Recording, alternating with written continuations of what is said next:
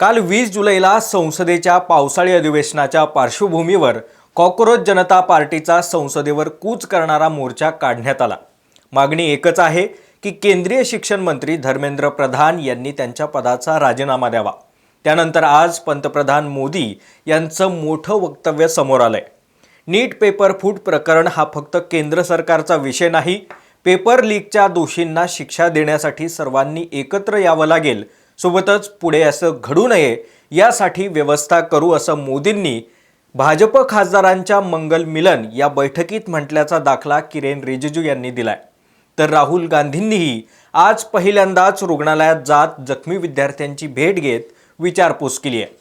काल कॉकरोच जनता पार्टीनं ज्यावेळी संसदेवर कूच करणारा हा मोर्चा काढला तेव्हा दिवसभर नवी दिल्लीमध्ये अत्यंत तणावाचं वातावरण होतं। पोलिसांनी अनेक प्रयत्न करून हा मोर्चा जवळपास हाणून पाडला। आंदोलक विद्यार्थ्यांवरती अमानुष लाठीचार्ज करण्यात आला। यावरूनच दिल्ली पोलिसांनी पहिला हल्ला केला होता, ज्यात 150हून अधिक आंदोलक जखमी झाल्याची माहिती कॉकरोच जनता पार्टीचे प्रमुख असलेले अभिजित दिपकेंनी दिली आहे। तर पोलिसांनी 10 ते 12 वर्षांच्या मुलांना मारहाण केली, त्यांची डोकी फोडली। त्यामुळे आता सरकारनं चर्चेसाठी यावं, आमचं आंदोलन सुरूच राहणार असा पवित्रा दिपकेंनी घेतलाय। दरम्यान काल धर्मेंद्र प्रधान यांनी केंद्रीय गृहमंत्री अमित शाह यांची भेट घेतली। जवळपास 3 तास त्यांची ही बैठक झाल्याची माहिती आहे। त्यामुळे प्रधान यांचा राजीनामा घेतला जाणार अशाच सध्या चर्चा आहेत। आजही संसदेचं जेव्हा कामकाज सुरू झालं तेव्हा त्याच्या 3ऱ्या मिनिटालाच लोकसभेचं सभागृह स्थगित करण्यात आलं। त्यामुळे एकूणच काल दिल्लीमध्ये विद्यार्थ्यांवर झालेल्या लाठीचार्ज नंतर सर्वत्र संतापाची लाट आहे। काल दिवसभर काय काय घडलं? विद्यार्थ्यांवरती लाठीचार्ज होत असताना मंत्री धर्मेंद्र प्रधान हे संसदेतून कसे हसत हसत बाहेर पडले? सीजेपी आणि नड्डांच्या बैठकीवरून दिपकेंनी कोणते आरोप केलेत? आणि विद्यार्थ्यांवरील लाठीचार्ज नंतर सुप्रीम कोर्टामध्ये कुणी जनहित याचिका दाखल केली आहे, हेच या व्हिडिओमधून पाहणार आहोत।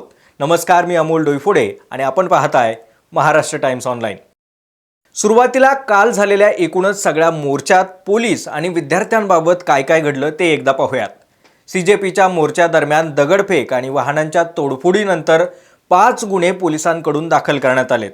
काल दिवसभरामध्ये विशेष आयुक्त, संयुक्त आयुक्त, अतिरिक्त आयुक्त आणि उपायुक्त यांच्यासह दिल्ली पोलीस आणि इतर ज्या काही सुरक्षा यंत्रणा तिथे तैनात होत्या त्यामध्ये केंद्रीय राखीव दलाचे जे काही सुरक्षा रक्षक होते असे जवळपास 118 जण जखमी झाल्याची माहिती दिल्ली पोलिसांकडून देण्यात आली आहे। कमिशनर अनुराग कुमार यांनी रुग्णालयात जात या सर्वांची विचारपूस केली आहे। तर 15 ते 20 वाहनांची तोडफोड करण्यात आली असून कालच्या मोर्चातील 70 आंदोलकांना पोलिसांनी ताब्यात घेतलंय। सध्या दिल्ली पोलिसांनी आंदोलक स्थळापासून जवळपास 150 मीटर आधीच सर्व रस्ते सील केलेत। संसद भवन परिसरामध्ये देखील काल काही तरुण आंदोलक हे जवळपास संसदेच्या जवळ दाखल झाल्यानंतर आज इथंही सुरक्षा व्यवस्था आणखी कडक करण्यात आली आहे। तर कॉकरोच जनता पार्टीचे अभिजित दिपके यांनी काल मोर्चातील पोलिसांनी केलेल्या लाठीचार्जवरून गंभीर आरोप केलेत। यासोबतच जोपर्यंत धर्मेंद्र प्रधान यांचा राजीनामा होत नाही तोपर्यंत हे आंदोलन सुरूच राहणार असा दिपकेंनी सरकारला इशारा दिलाय। काल दिल्ली पोलिसांनी विद्यार्थ्यांना अत्यंत क्रूरपणे मारल्याचं दिपके म्हणालेत। सरकारला विद्यार्थ्यांच्या जीवाची कोणतीही पर्वा नाही हे काल दिसलं अशी टीका त्यांनी सरकारवरती केली आहे। लाठीचार्ज करण्यात आलेल्या एका विद्यार्थिनीची सध्या प्रकृती अत्यंत चिंताजनक असल्याची माहिती देखील दिपकेंनी यावेळी दिली आहे। मोदींच्या आदेशानं दिल्ली पोलिसांनी पहिला हल्ला केला, नेम टॅग हटवून मुलांवरती हल्ला केला, ज्यात 150हून अधिक आंदोलक जखमी झाल्याची माहिती अभिजित दिपकेंनी दिली आहे। तर पोलिसांनी 10 ते 12 वर्षांच्या मुलांना मारहाण केली, त्यांची डोकी फोडली। त्यामुळे आता सरकारनं चर्चेसाठी यावं अशी मागणी त्यांनी केली आहे। एवढंच नाही तर काल सरकारच्या वतीनं जरी सीजेपीच्या प्रतिनिधींची आणि केंद्रीय मंत्री JP नड्डा यांची भेट होऊन मागण्यांबाबत चर्चा झाली असली तरी यावरून देखील त्यांनी सरकारवरती आरोप केलेत। दरम्यान कालच्या बैठकीबाबत माहिती देत असतानाच त्यांनी काय म्हटलंय तेही पहा।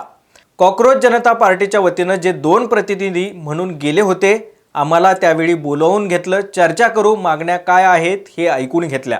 मात्र सौरभ दास आणि आशुतोष रांका यांना नड्डांच्या घराबाहेर 5 तास बसवून ठेवलं। त्यांना लगेच चर्चेसाठी बोलावलं नाही, त्यांचे मोबाईल काढून घेतले। त्या दोघांना नड्डांच्या घरी हाऊस अरेस्ट केलं गेलं। एका प्रकारे त्यांना मोर्चामध्ये येण्यासाठी रोखलं गेलं, कारण सरकारचा मला आंदोलनात एकटा पाडण्याचा प्लॅन होता. सोनम वांगचुक यांच्या पत्नी गीतांजली यांच्यावरही हल्ला केला गेला, असा दिपकेंनी मोठा गंभीर आरोप केलाय. संदीप लांबा नावाचे एक पोलीस अधिकारी आहेत. त्यांनी गीतांजली यांचे केस खेचले, माझ्यावरही लाठीचार्ज करण्याचा प्रयत्न केला गेला, असे गंभीर आरोप दिपकेंनी यावेळी केलेत. त्यामुळे एवढं सगळं घडल्यानंतर सामान्य नागरिक म्हणून खरंच सरकारच्या वतीनं पहिल्यांदा विद्यार्थ्यांचं म्हणणं ऐकून घेतलं की इथेही आपली आडमुठेपणाची भूमिका घेतली. याबद्दल तुमचं मत काय, नक्की मांडा. महत्त्वाची बाब म्हणजे गेल्या 23 दिवसांपासून सुरू असलेलं सोनम वांगचुक यांचं आमरण उपोषण सुटणार होतं. मात्र दिपकेंनी दिलेल्या माहितीनुसार हे उपोषण आता सुरूच राहणार आहे. आज त्यांच्या उपोषणाचा 24वा दिवस आहे. याचं कारण म्हणजे दिल्ली पोलिसांनी ज्या क्रूरपणे आंदोलकांना मारहाण केली हे पाहून वांगचुक यांनी उपोषण सुरूच ठेवल्याची माहिती दिपकेंनी दिली आहे. डॉक्टरांनी दिलेल्या माहितीचा दाखला देत असताना वांगचुक यांचं शरीर हे केवळ 20 ते 25 दिवसच उपोषणासाठी साथ देऊ शकतं. यानंतर 3 ते 4 दिवसांनी त्यांचे शरीराचे अवयव हे निकामी होण्याची भीती आधीच डॉक्टरांनी व्यक्त केल्याचं दिपकेंनी म्हटलंय. त्यामुळे एकूणच त्यांच्या प्रकृतीवरून आता गंभीर स्थिती निर्माण झाली आहे. मंडळी, आपल्या सर्वांना माहिती आहे की जवळपास गेल्या महिनाभरापासून हे सर्व विद्यार्थी जंतर मंतर मैदानावरती शांततेत आंदोलन करत होते. काल त्यांनी सरकारला इशारा दिला, त्याप्रमाणे संसदेवर जाण्यासाठी मोर्चाही काढला. मात्र सरकारनं बळाचा वापर करत अत्यंत निर्दयीपणे लाठीचार्ज केला, टियर गॅस फोडला. मात्र देशाच्या इतिहासामध्ये तरुणांचं एवढं मोठं आंदोलन होत असताना नीट पेपर फुटी प्रकरणामध्ये जबाबदार व्यक्ती म्हणून धर्मेंद्र प्रधान यांचा नैतिकतेनं आपण जबाबदारी स्वीकारावी आणि राजीनामा द्यावा असं एकदाही वाटलं नाही. कसं वाटेल नाही का? कारण सरकारकडे बहुमत आहे.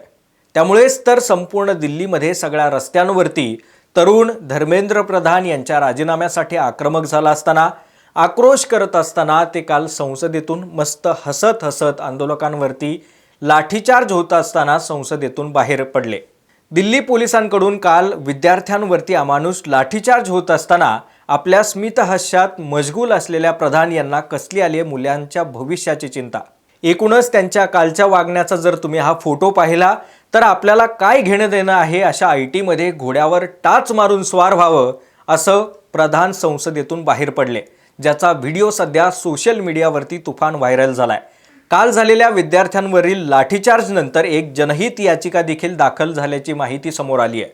सुप्रीम कोर्टामध्ये वकील नरेंद्र मिश्रांकडून ही जनहित याचिका दाखल करण्यात आली असून याबाबत आता सरन्यायाधीशांच्या खंडपीठासमोर बाजू मांडण्यात येणार आहे.